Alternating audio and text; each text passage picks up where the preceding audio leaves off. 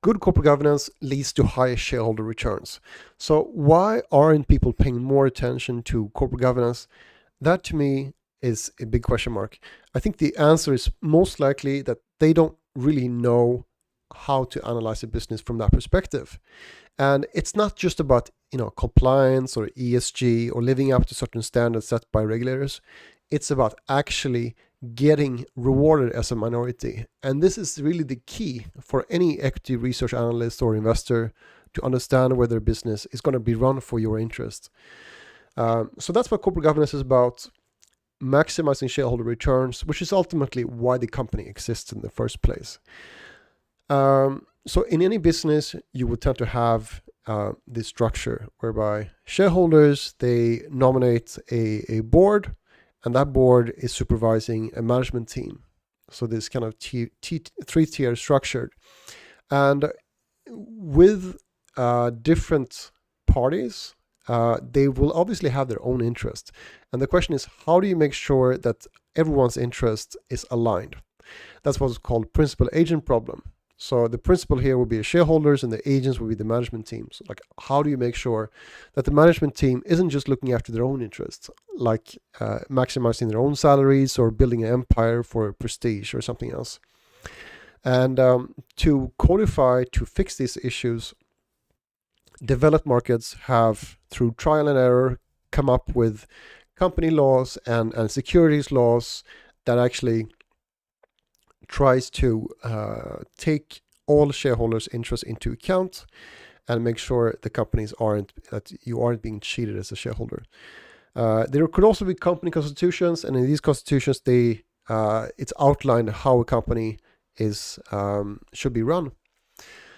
Now, a shareholder exercises its power primarily through these annual general meetings. And at these meetings, shareholders get to vote on who should be in the board and who should be ultimately, who should be the CEO of the company, which is really the biggest decision of all that a shareholder gets to decide on. And otherwise, the AGM, you also ratify issuance mandates, buyback mandates, and so on. But otherwise, throughout the year, you will have board meetings. And at these board meetings, board members, they will weigh in on particular issues. They will get updates from the CEO and provide feedback. The board kind of provide the vision for the company. And they also, one of the biggest decisions is hiring and nominating who should be the CEO of the business. And there are two types of boards. One is called unitary. And unitary boards, there's a simple one layer. The CEO is often on that board, and the chairman could be the same role as the CEO, and then you have a number of other directors, and then they supervise management teams. Now, in some markets, for example, like Germany and Indonesia, you have these two-tier systems, two-tier boards, with the supervisory board, which looks after or supervises the actual board, and different layers. And you could say that now you need some supervision over the actual board. On the other hand, the actual supervisory board may not have much of actual experience in the industry and may have less interaction with management teams. So they become more of bureaucrats, let's say. So that's a potential issue. And then within the board itself, there are often also subcommittees which are used to make sure that the board doesn't become too clubby of an environment. For example, there's a nomination board in most markets, outside of the US at least, and that nomination board nominates directors for the future. And the nomination committee is often comprised of independent directors. Those will be not related to the controlling shareholder. They are non-executive, so they're not full-time employees of the company either. And having those independent directors in the nomination committee ensures that the board doesn't just approve itself over and over again, because these nominations will eventually go to the AGM, and then the shareholders will vote on who gets to be the next board member for the next year. A remuneration committee is another subcommittee, and that one decides what the remuneration should be for the CEO. Another very important question: how should it be structured? How much should they get? Hopefully, they will get rewarded for performance rather than just being, like getting a nominal salary, like in Japan, for example. They don't get much salary. They don't care about shareholders because they simply don't get paid for it. And then you have audit committees, which oversee the auditing to make sure there's no fraud taking place in the business. It should ideally be slightly more independent so that you don't get CEOs just or overseeing the auditing of the business. Now, in terms of corporate structures, you have a few different types. Ideally, the company should have a simple corporate structure, so you have typically, one company, and the business is run within the company. If it's listed, there is no holding company. Everything is run within a single business, and you know that there are no conflicts of interest necessarily. But in practice, you often get these very complex, more pyramid-style structures where you have a holding company at the top, and then subsidiary after subsidiary. For example, Berkshire Hathaway, they've ended up with lots and lots of subsidiaries simply because they've been doing M&A. And it looks extremely complex, but that's just because that's the way the company developed. Now, in some cases, pyramids are used to entrench the power of the controlling shareholder. So, for example, they might have just a 5% or 10% of the company, but since they control the board of each company in the structure, they can control many operating companies with very few actual interest in the underlying businesses. That's the same thing for so-called chain structures, whereby the holding company at the top owns a certain percentage of the next one and the next one. And then with, let's say, just 10% of the actual business, by owning 30% of this company, that owns 30% of this other company, and so on, you get to control the board of the operating company. And even though you don't have much skin in the game, that's not poor governance. That's not proper governance either. Finally, you have these network structures whereby one company owns shares in the other company, and the other company owns shares in the first company to protect themselves against takeovers and so on. Also to entrench controlling shareholders and management teams from outsiders. Finally, you have certain structures with dual voting shares, dual class shares. For example, Facebook is run by Mark Zuckerberg. He has differential voting rights. He has higher voting rights than minorities. And that ensures that he will never be fired. And that's negative because that means that underperforming CEOs will never be kicked out and they can just sit there and abuse minorities ad infinitum. And that's definitely a negative for minorities in most cases. Now, the ownership structures depend on each country. Some markets like the US, they have a lot of individual and institutional shareholders like mutual funds and hedge funds. Other markets like Italy and Japan, they have more banks and governments controlling shares. And these stakeholders or these shareholders, they don't care as much about shareholder maximization. In fact, if a bank is also a lender in the company, they may care mostly about getting their money back.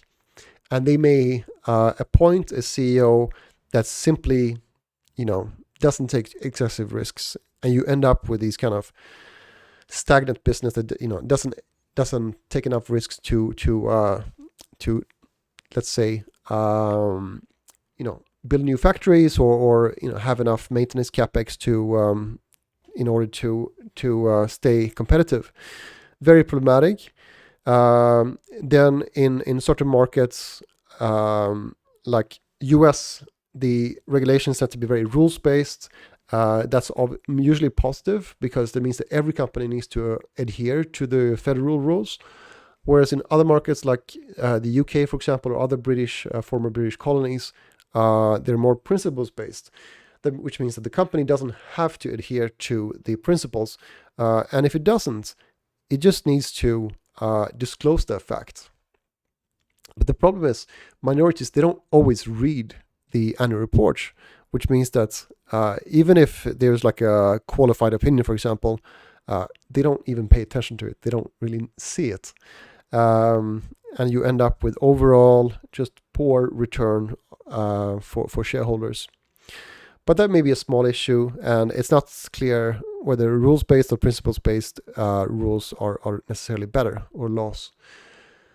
Now, in Asia, what's common in Korea with the chaebols today, and in the past with keiretsus in Japan, you have these cross shareholdings, which protect the insiders from outside pressure.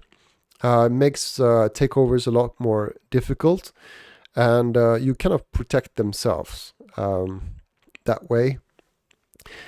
Same thing with takeover defenses are very common in Japan, like poison pills, and that's, I think, accounts for slightly weaker shareholder returns historically than other developed markets. And then you have Vietnam and China, where they have Communist Party committees, and these committees almost work as shadow boards. They look after the interests of the Communist Party, and they have the authority to hire and fire CEOs. They can use that power, which means that as a minority shareholder, not only do you have conflicts with controlling shareholders, you may also have conflicts with the Communist Party.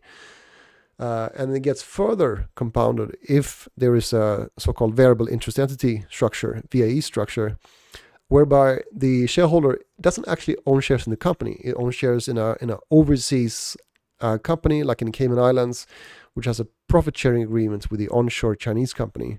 And in that case, you're even further, far removed from the action. Sometimes even, like in Alibaba's case, you have differential voting rights or weighted voting rights, which means that you also don't get to vote.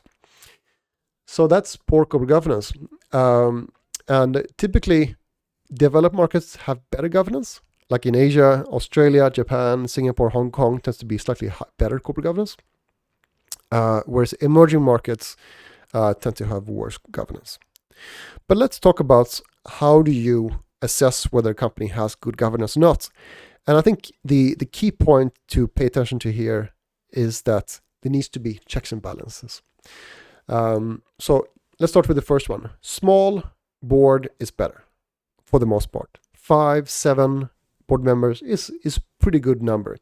If you get to more than 12 board members, there's often the case that the CEO has too much power in the board, and you end up with CEO just kind of ruling as a dictator. 2, you want to have balanced ownership. You don't want to have 0%, insider ownership. In that case, the management team just becomes a hired gun, and there's no skin in the game, really. At the same time, you don't want insiders or controlling shareholders to own 90%, because then you get minority abuse. So for the most part, you want to have some kind of balance between insiders and minorities. 3rd, you want to make sure that the board has some independent directors. Maybe at least 30% or at least 20%. Maybe 50% is a good number.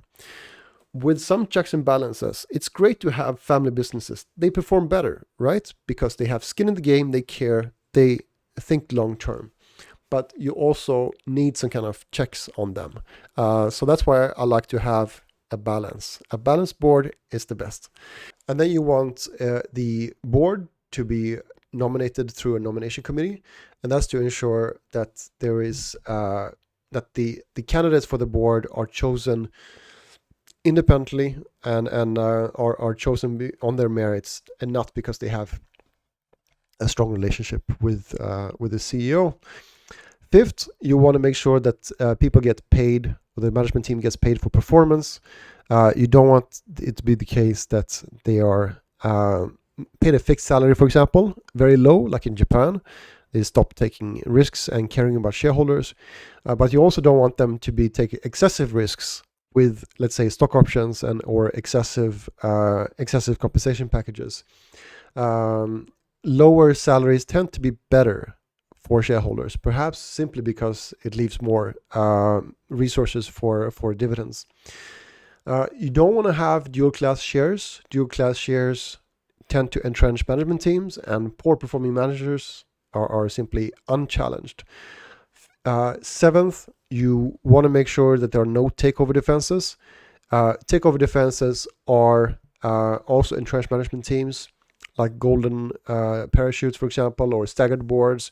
They simply make it more difficult to get rid of underperforming management teams. Finally, no cross shareholdings. And I've found that if there are cross shareholdings in a country like Japan, performance goes unchecked for too long. So to summarize, good corporate governance leads to better returns. So pay attention to the way that the business is run. And this is not about ESG, it's about making sure there's alignment with the management teams and that they have incentives to act in your best interest. So checks and balances are great. There's also good to have for insiders and controlling shareholders and management teams to have skin in the game, but with checks and balances.